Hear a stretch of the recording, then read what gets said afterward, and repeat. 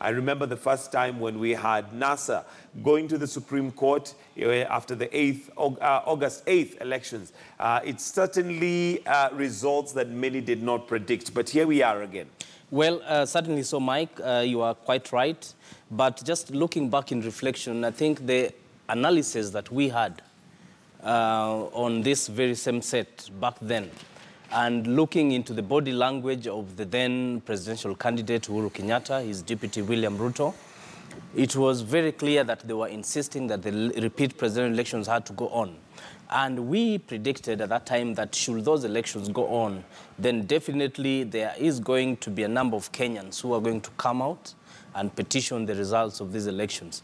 And basically on the strength of that, we mentioned that our Constitution of Kenya 2010 is quite very progressive, very liberal.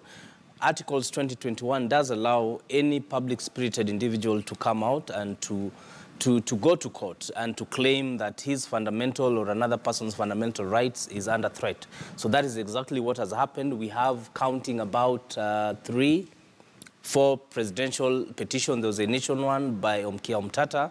There is the one by Harun Mwau. There's the one by Njonjo Mue and Kelef Khalif.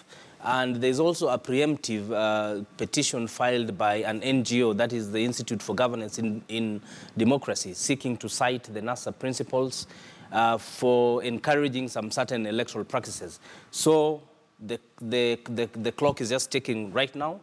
The deadline lapsed yesterday. And when you look at the front page of the Standard there is actually a clock, literally giving you those deadlines.